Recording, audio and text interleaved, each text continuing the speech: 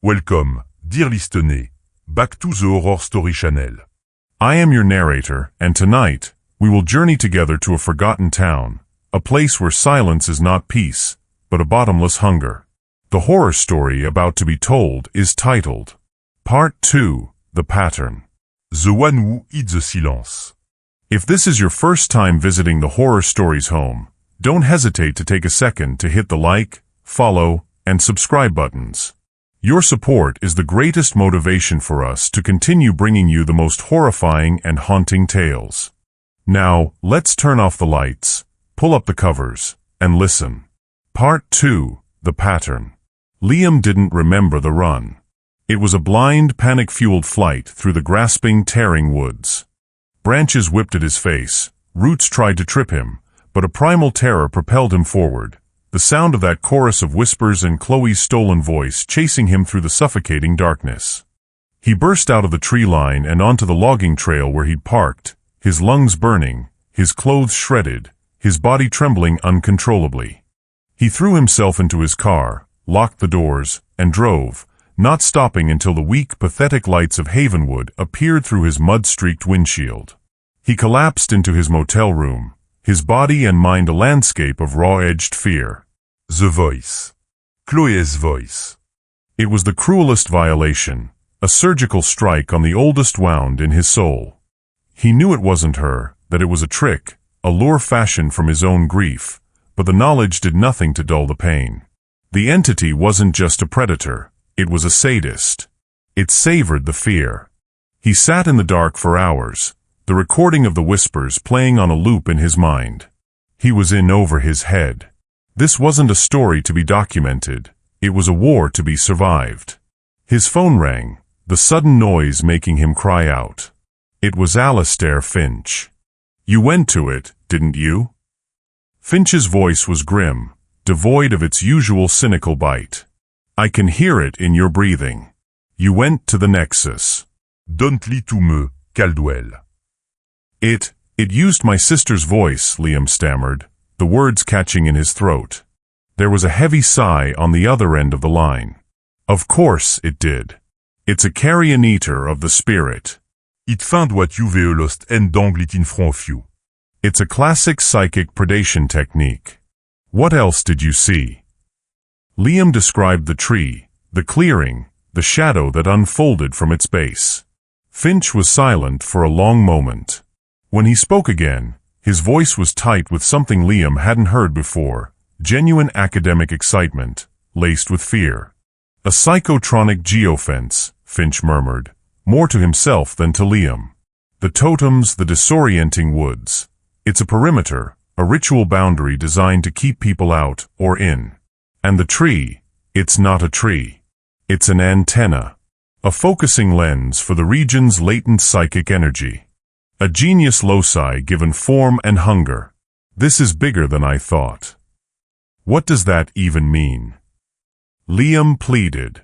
It means you've stumbled into something that doesn't just break the laws of man, Caldwell, but the laws of physics. This isn't folklore, it's an ecological anomaly. A predatory mimetic organism. And it's been feeding on this town for centuries. The excitement in his voice was growing.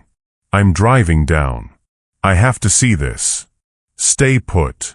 Don't go into the woods. Don't talk to anyone more than you have to. You're contaminated. It has its scent on you now. You're a marked man. The call undead, leaving Liam in a deeper state of dread. Contaminated. He felt it. A coldness had seeped into his bones that had nothing to do with the night air. He felt as if the entity's gaze was still on him, watching him through the motel room window, through the walls, through his own eyes. His own grief, the driving force of his life's work, had been turned into a weapon against him. His greatest strength was now his most profound vulnerability. The next day, a fragile, exhausted truce with the daylight, Liam forced himself to act. He couldn't just wait. He went to the library, needing the reassuring presence of Evelyn Reed. He told her everything he'd seen. She listened, her face pale, her hands gripping the edge of her desk. The birthing tree, she breathed. No one has gone there and returned in my lifetime. It marks you, Liam. It sees your rat. It sees my ghosts, he corrected her, his voice flat. He needed to turn his pain into a tool. Evelyn, you said Brody's family made the first pact. What do you know about it? She hesitated, looking around the empty library as if the walls themselves might be listening. She led him back to the archive room and pulled out a heavy leather-bound tome. It was the town's founding charter and ledger, from 1851. The pages were brittle, the ink faded. She turned to a page near the back, filled with the spidery handwriting of the town's first magistrate, a man named Jedediah Brody. Most of it was mundane records of land grants and supply shipments. But one entry, dated October 31st, 1852, was different. The handwriting was shaky, frantic. The winter will be hard. Provisions are low. The sickness has taken 3 more, and the forest will not yield its game. The men are talking of moving on, of abandoning the settlement. I will not allow it. I went to the old birch, as the native guides warned us not to. I made an offering, not of grain or blood, but of a promise. A soul for this town's survival. A tithe, in perpetuity. For Havenwood to live, the forest must eat. The silence that followed was an answer. Yav damned US all to save US. A soul. Liam's blood ran cold. The 1852 disappearance he'd read about in the newspaper archives, the prospector. He wasn't a victim. He was the first payment. Brody's ancestor sacrificed someone to this thing, Liam said, his mind reeling. To ensure the town's prosperity. Or just its survival, Evelyn whispered. And every 11 years since, the bargain comes due. Sometimes the forest takes someone at random. Other times. I've always suspected the town's leadership, the founding families like the Brodus, help it along. They manage the tithe. They ensure the pact is honored. The pieces clicked into place with horrifying clarity. Sheriff Brody's hostility wasn't just about keeping the past buried. He was the keeper of the pact. He was a high priest in a century-old death cult. And Liam, with his microphone and his questions, was threatening to unravel the entire terrible arrangement. The secret that kept Havenwood alive. A shadow fell over the doorway of the archive room. Both Liam and Evelyn looked up, startled. Sheriff Brody stood there, his large frame filling the entrance. His face was unreadable, but his eyes were like chips of ice. He wasn't in uniform. Library's closed for the day, Mrs. Reed, he said, his voice a low, dangerous rumble. He didn't look at her. His gaze was fixed on Liam, and on the open ledger on the table between them. Monsieur Caldwell. You and I need to have a talk. Evelyn stood up, placing herself between them. This is a public library, Sheriff. Mr. Caldwell is a guest. Brody took a step into the room, and the space seemed to shrink. This isn't about library cards. This is about the safety and stability of my town. Something you two seem determined to jeopardize. He took another step. Some doors are meant to stay closed. Some secrets are meant to be kept. You're meddling with things you don't understand. Things that are older and stronger than you. Like a deal made with a thing in the woods. Liam challenged, his fear giving way to a cold anger. A deal paid for with human lives every 11 years. The color drained from Brody's face. For a moment, he looked terrified. Then the fear was replaced by a hard, violent resolve. You don't know what you've done, he hissed. The cycle is delicate. You're digging, you're noise, you've upset the balance. You've made it hungry ahead of schedule. Before Liam could react, Brody lunged. Not at him, but at the table. With a sweep of his massive arm, he sent the ancient ledger flying. Page tore, the brittle binding shattering a hit the floor. He grabbed Liam's arm in a grip of steel. You're leaving Havenwood, Brody snarled, his face inches from Liam's. Right now. Get your hands off him. Evelyn cried, striking Brody's arm with a surprisingly strong blow. Brody shoved her aside. She stumbled backward, falling against a shelf of books, which rained down around her. The sight of the frail woman on the floor broke through Liam's fear. He wrenched his arm free and pushed Brody back. Stay away from her. Brody stared at him, his chest heaving. The sound of a car pulling up outside made them all freeze. A moment later, a man appeared in the doorway. He was in his late 50s, with a wild mane of gray hair, a tweed jacket that had seen better decades, and eyes that burned with a fierce manic intelligence. He held a leather satchel in one hand and surveyed the scene, the scattered books, the terrified librarian, the furious sheriff, and the defiant outsider. "Apologies for the intrusion," Dr. Alastair Finch said, his voice dripping with academic condescension. "It appears I've arrived just in time for the local book club meeting." Brody's head snapped toward the newcomer. Who the hell are you? "I'm the man who understands what you've been feeding in your back garden, Sheriff," Finch said, his eyes glinting. He stepped into the room, placing himself at Liam's side. "And I'm here to tell you that recess is over."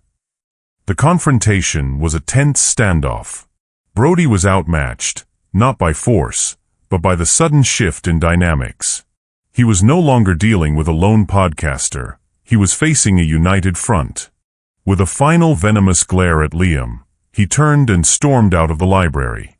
Liam rushed to help Evelyn, who was shaken but unhurt. Finch, meanwhile, knelt and began gathering the scattered torn pages of the Brody family ledger. Jedediah Brody's Pact, Finch mused, examining a piece of the text. Crude, but effective. A classique pactum cum damon scénario. He anchors the entity to the town with a promise of sustenance, and in return, the entity provides a form of protective parasitic stewardship. Fascinating. Fascinating. Liam repeated, incredulous. "It's been killing people for over 100 years. "Don't be so dramatic, Caldwell," Finch retorted, not looking up. "Nature is a predator. You've just found a particularly unique one. My guess is Brody and his ilk aren't just letting it happen. They're directing it. Choosing the tithe. Outsider, transient, the forgotten. People no one will miss. But you're different. You're allowed. You're drawing attention not just from the outside world, but from the creature itself. That's what has the good sheriff so frightened." They spent the next few hours in the archive, piecing together the torn ledger and cross-referencing it with Evelyn's vast knowledge of town history. A darker pattern emerged. The victims weren't random. Many of them were people who had caused trouble, who had threatened the town's insular peace, or who had, like Liam, started asking the wrong questions. The Millers had been newcomers, city folk who had bought their farm intending to modernize it. They had wanted to clear-cut a section of the old-growth forest, the section that bordered the birthing tree. They hadn't been a random tithe. They had been a targeted execution. "It's a symbiotic relationship," Finch explained, pacing the small room like a caged tiger. "The town leaders cull the herd, providing the entity with a specific meal, and the entity, in turn, protects the town's isolation, its peace. It uses its psychic influence to deter outsiders and keep the residents docile. It's a perfect, closed system." A terrarium of fear. As night fell, a thick, unnatural fog rolled in from the forest, blanketing Havenwood in a shroud of gray. It clung to the windows of the library, pressing in. With it came the whisper. They weren't on a recording this time. They were in the air, faint but undeniable, a chorus of sibilant voices slithering through the fog. Liam felt a fresh wave of panic, the memory of his sister's voice sharp and painful. Finch, however, seemed energized. He pulled strange objects from his satchel, a pouch of salt, a small iron bell, several pieces of obsidian sharpened to a point. "It's hunting," Finch said, his eyes wild with excitement. "Brody's confrontation, our presence here in its library, we've agitated it. It's testing the boundaries." He drew a line of salt across the threshold of the archive room door. A primitive but surprisingly effective ward against psychic intrusion. Now we work. Their goal was to find a way to break the pact, to sever the connection between the town and the entity. They pored over Finch's books and the minister's journal. They found references to counter-rituals, to ways of starving or banishing a genius loci. The key, Finch theorized, was in the anchor. Every pact has a physical component, he explained, drawing diagrams on a piece of paper. A covenant. For Jedediah Brody, it was the ledger, the written promise. But the entity's anchor is the tree. It's the hat. But even the heart is connected to something else. A source of power. Evelyn, who had been quietly reading her great-grandfather's journal, suddenly gasped. "Listen to this," she said, her voice trembling as she read aloud. "The elders say the whisperer was not always a thing of hunger. It was a guardian, a spirit of the land, before the white men came. They say it was corrupted, twisted by the first blood shed on this soil, the blood of its own keepers. The Brody clan and the other founders didn't just build their town on stolen land. They built it on a desecrated grave." Finch stopped pacing. Of course. It's not just a predator, it's a vengeful spirit. Its rage and grief were harnessed, corrupted by Brody's pact. It's not just feeding, it's screaming. If we can find the site of that original desecration, the grave, we might be able to appease it. Or at the very least, sever Brody's control over it. Suddenly, all the lights in the library flickered and died, plunging them into darkness. The whispers outside swelled into a roar, pressing against the building. A loud, splintering crash came from the main reading room. Liam's heart hammered in his chest. It's inside. Finch lit a candle, his face a mask of grim determination in the flickering light. "It can't get in here," he said, gesturing to the salt line. "But it can certainly try to tear the building down around us."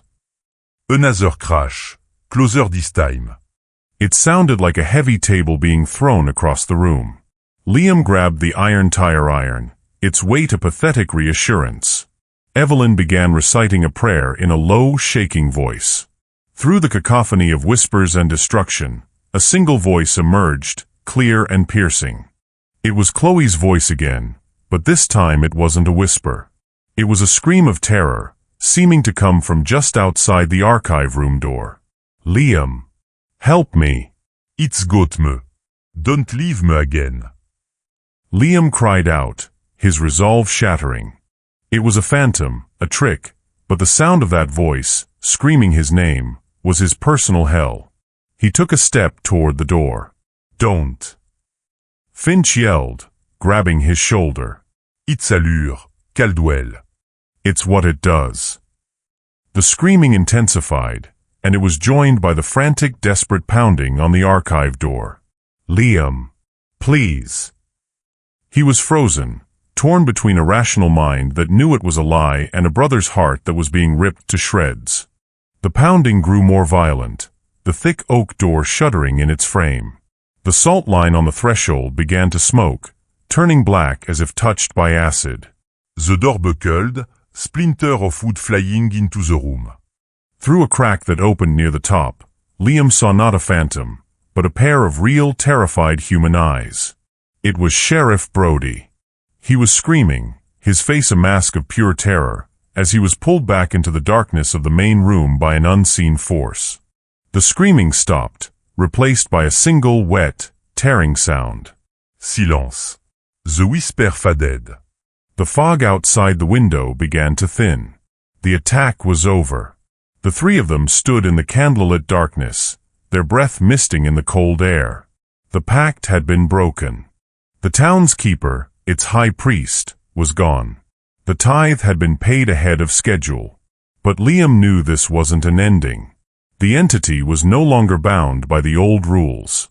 They hadn't severed its connection to the town, they had only severed its leash. And now, for the first time in over a century, the one who eats the silence was free to hunt as it pleased. The silence that descended upon the library was more terrifying than the chaos that preceded it. It was a heavy, listening void, thick with the aftermath of violence. Brody was gone. The thought was staggering. The town's brutal, unassailable authority had been snuffed out in an instant, consumed by the very power he had sought to control. Finch was the first to move. He cautiously approached the splintered door, peering through the cracks into the darkness of the reading room. Liam, his limbs feeling like lead, followed, his knuckles white around the tire iron. Evelyn remained by the table, her face ashen, clutching her great-grandfather's journal to her chest like a shield. "It's gone," Finch whispered, his voice hoarse. "The presence has retreated." He pushed the damaged door open. The main room was a wreck. Books were strewn everywhere, shelves overturned, a heavy reading table smashed to kindling. Of Sheriff Brody, there was no sign. Not a drop of blood, not a scrap of cloth. Juste à clean, perfect erasure. As if he had never been. On the floor where he had made his last stand, lay his service revolver, looking small and useless. The entity had taken him. Not as a tithe, not as part of the cycle, but as a punishment. En acte naufrage. It broke the pact, Liam said, the realization dawning with cold horror. Brody was its keeper. By killing him, it has declared itself the sole proprietor of this establishment, Finch finished, his face grim. The old rules are gone. The delicate balance is shattered. The tithe is no longer a scheduled, managed event. It is now an open buffet. They were no longer just investigators or observers. They were prey, trapped in a hunting ground with a newly unchained predator. The sun rose on a town that felt fundamentally different. The oppressive quiet of Havenwood had always been there, but now it was charged with a palpable sense of menace. The few townsfolk they saw scurried along the sidewalks, their faces pinched with a new raw fear. They didn't know what had happened, but they could feel it. The cage was open. The monster was out. Their only hope, Finch argued, was to strike at the heart of the problem. They had to perform a counter-ritual, a ceremony not of banishment. Finch claimed the entity was too powerful, too tied to the land for that, but of severance and appeasement. "We can't kill it," he explained, drawing feverishly in a notebook back in the relative safety of the archive room. "But we may be able to put it back to sleep." The journal mentioned the original sin, the desecration of a grave. The entity is a guardian spirit corrupted by rage and grief. If we can find that grave and perform a rite of peace, an apology, we might be able to soothe the rage. Sever its hunger from its grief. We can't undo Jedediah Brody's pact, but we can perhaps overwrite it with an older, more peaceful purpose. And how do we do that? Liam asked, the plan sounding like madness. "We give it a new offering," Evelyn said softly, her eyes distant. She had been reading the journal again. "My great-grandfather wrote of the old ways, the things he learned from the last of the native people who lived here. They didn't offer blood. They offered a story, a memory. They would give the guardian a piece of their own past, a powerful joy or a deep sorrow, and in exchange, the spirit would grant them a peaceful passage through its lands." Finch sized up. Of course. It's a psychometric exchange. It doesn't feed on flesh, not really. It feeds on the energy of loss, on the echo left by a life. The silence. If we can find the grave and offer it a powerful, pure memory, untainted by the fear and violence of the tithe, we might be able to recalibrate it, satiate it. The plan was desperate, ethereal, and utterly insane. But it was the only one they had. The first step was to find the grave. The minister's journal was their only guide. It described a place where the creek speaks to the standing stones, a location lost to modern maps but one Evelyn believed she could find. It was in a part of the woods even older than the area around the birthing tree. They knew they couldn't wait for night. The entity was strongest in the dark. They had to move now, in the gray, flat light of day. They gathered their supplies, Finch's bag of ritual components, salt, iron shavings, a small silver mirror, and Liam's recording equipment. He felt a strange compulsion to document this, to capture the final act of this story, for good or ill. As they prepared to leave the library, they were confronted by two men. They were loggers, big men with hard faces, carrying heavy axes. They were part of the town's unofficial council, the descendants of the other founding families. One of them, a man named Harker, stepped forward. "Brody's gone," he stated, his voice flat. "The woods took him. We felt it. This is your fault.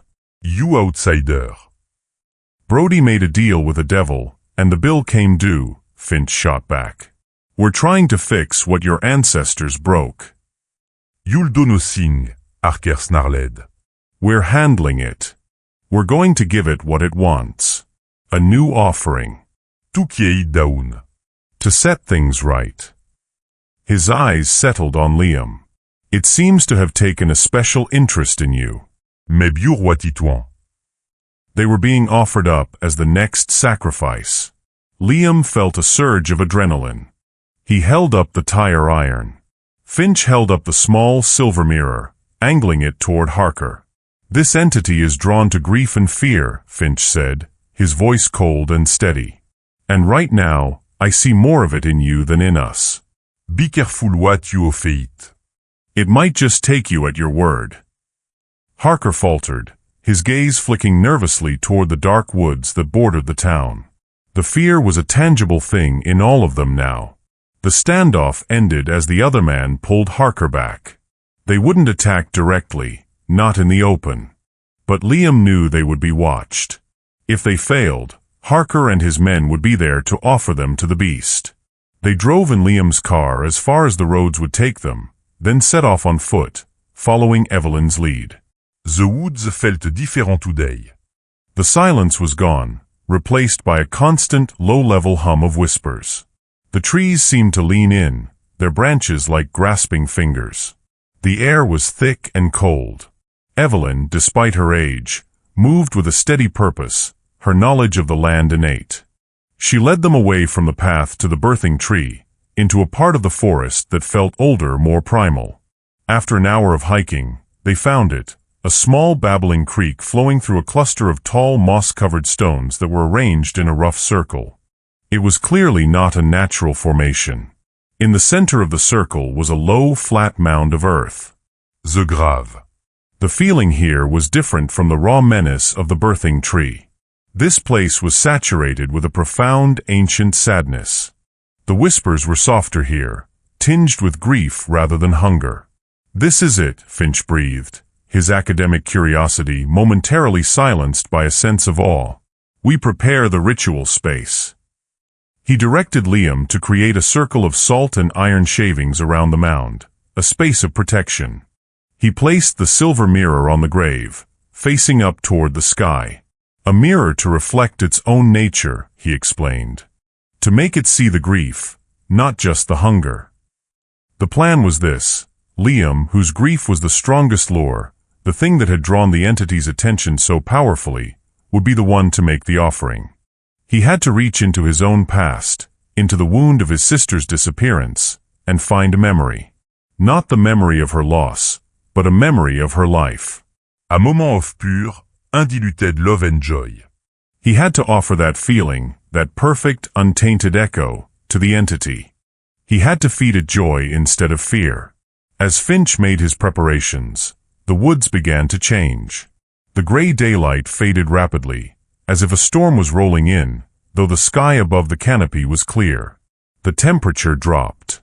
The whispers grew louder, swirling around their protected circle. They were no longer just sounds. Liam could feel them, a physical vibration against his skin. He closed his eyes, his heart pounding. He tried to think of Chloe, but his mind was a maelstrom of fear. All he could see was the entity's tall, thin form.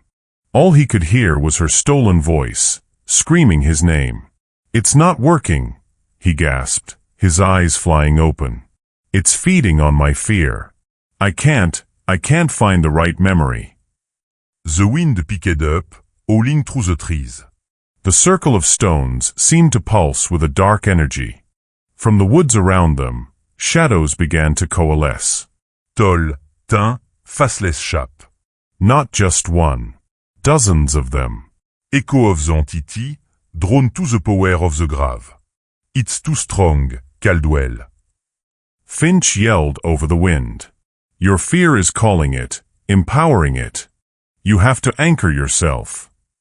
Evelyn grabbait Liam's hand. Her own was cold and trembling, but her grip was firm. Don't think about the day she was lost, she said, her voice cutting through the noise. Think about the day before. Think about her smile. Think about her laughter. A story. Give it a true story. Her words were a lifeline. Liam squeezed his eyes shut again, forcing back the terror, forcing back the image of the monster. He dug deeper, past 15 years of pain and guilt. He found it. A memory he hadn't allowed himself to visit in a decade. Summer. He was 17, Chloe was 9. They were in their backyard. She had just learned to ride her two-wheeler without training wheels.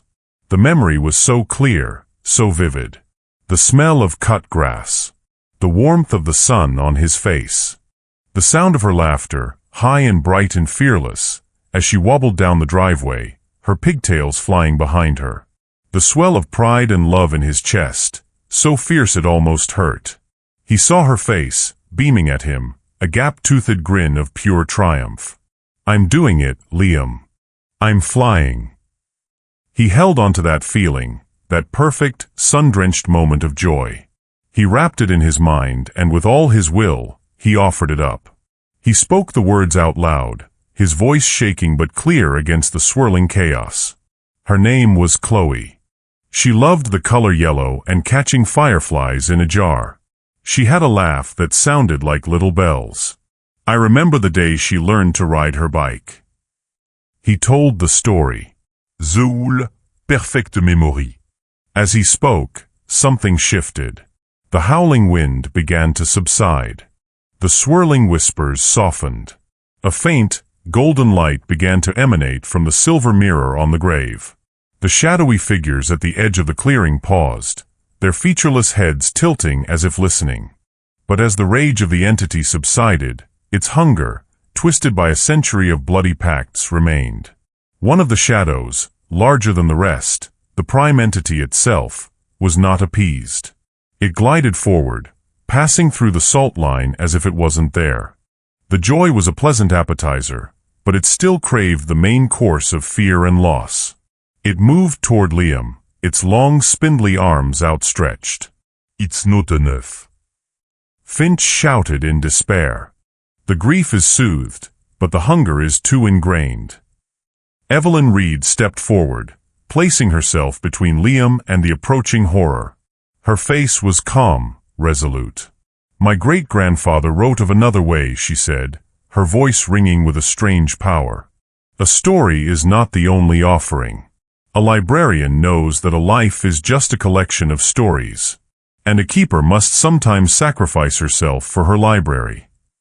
Before Liam or Finch could stop her, she stepped out of the protective circle. She looked at the monstrous, shadowy form and smiled, a sad, gentle smile. My name is Evelyn Reed, she said, her voice soft but firm. I have lived in this town for 87 years. I remember the smell of my mother's baking. I remember the day my husband proposed to me under the old oak tree. I remember holding my first great-grandchild. I have lived a long, full life. My silence will be a feast. The entity stopped. It seemed to focus on her, on the powerful, complete aura of a life lived and accepted. It saw not fear, but a peaceful, willing offering. Evelyn, no. Liam screamed, lunging for her. But it was too late. The shadow enveloped her. There was no scream, no violence. Just a soft, golden light, like the light from the mirror, that flared for a single brilliant moment, and then was gone. Evelyn Reed was gone. The shadow that had taken her seemed to shimmer, to solidify for a moment, and in its featureless face, Liam thought he saw an expression not of malice, but of sorrowful peace. Then it too dissolved, fading back into the woods along with all the other echoes. The wind died. The whispers stopped. The unnatural darkness lifted, returning the woods to the gray light of afternoon. Liam and Finch stood in the absolute ringing silence of the clearing. The circle of stones was just a circle of stones. The grave was just a mound of earth. On the ground where Evelyn had stood, a single perfect crimson maple leaf lay on the moss.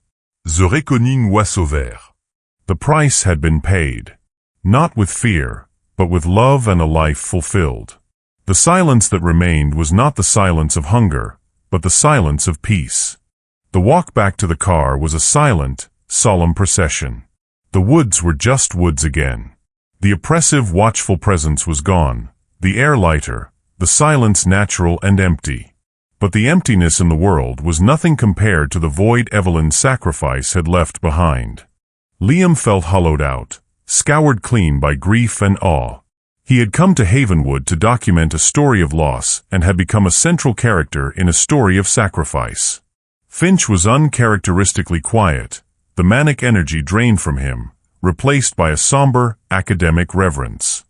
"I've spent my entire life studying the theoretical constructs of belief and ritual," he murmured as they reached the car. "I've never seen it made so real. She didn't just die, Caldwell. She transmuted. She became the story she offered."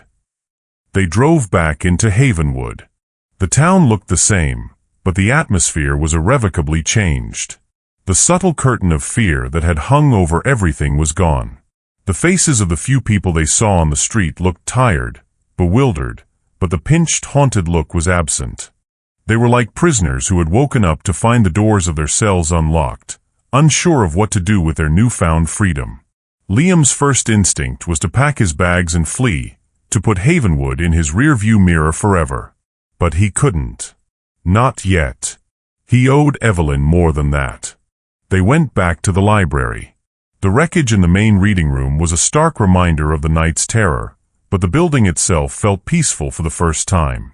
In the archive, everything was as they had left it.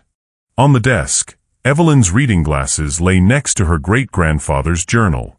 Liam picked them up, the smooth plastic still holding a faint warmth. A wave of grief washed over him so powerful it made him buckle. Finch placed a hand on his shoulder. She chose her ending, Caldwell. She wrote the final chapter herself. A better one than this place deserved. The sound of the library's front door opening made them both tense up. It was Harker and the other town elders. They looked at the wreckage, then at Liam and Finch. There was no hostility in their eyes now, only a weary confusion. "It's gone," Harker said. It wasn't a question. The feeling. "It's gone. What did you do?" "Evelyn Reed saved you," Liam said, his voice raw. "She paid a price none of you were willing to pay." The men were silent. They looked around their broken town, at the legacy of the monstrous pact their families had made, and for the first time, Liam saw shame on their faces. The cycle was broken. The town would have to learn to live with its own ghosts now, without a monster to blame them on.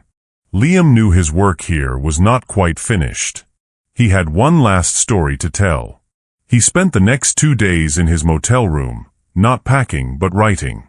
He sat with his microphone and his notes, with Evelyn's journal and Finch's theories, and he recorded the final episode of the Havenwood series for Faded Footprints. But it wasn't the episode he had planned to make. He didn't focus on the spooky whispers or the jump scares. He told the real story. He told of a town held hostage by a deal made in desperation.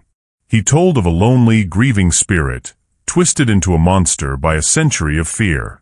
He told the stories of the victims, the Millers, the prospector, all the way back, framing them not as fodder for a horror story, but as the casualties of a secret, terrible war. And finally, he told the story of Evelyn Reed, the quiet librarian who had loved her town enough to sacrifice everything for it, who had faced down a god of hunger with a story of love. He didn't use his calm, measured podcasting voice. His voice cracked. He wept. Et let Olissant grief for Chloé, for Evelyn, for all the lost soul of Havenwood, pour into the recording. It was the most honest, painful, and important work of his life. He wasn't a detached narrator anymore. He was a witness. When he was done, he uploaded the episode. He didn't care about downloads or ad revenue. He just needed the story to be out there. À testament. En épitaphe. Alastair Finch stayed with him. The disgraced academic seemed to have found a purpose beyond his books. He helped Liam document everything, turning the library's archive into a proper case file, a historical record of what had truly happened in Havenwood. He was no longer just an observer. He was a curator of a miracle and a tragedy. What will you do now? Finch asked him on the third morning, as Liam finally packed his bags. I don't know, Liam admitted. The thought of going back to his old life, of hunting for other cold cases, felt hollow. Trivial. Havenwood had changed him. It had taken the abstract grief that had driven him for 15 years and made it real, tangible. And then, through Evelyn's sacrifice, it had shown him a way through it. You won't find another story like this one, Finch said, a statement of fact. I don't want to, Liam replied. I think I'm done chasing ghosts.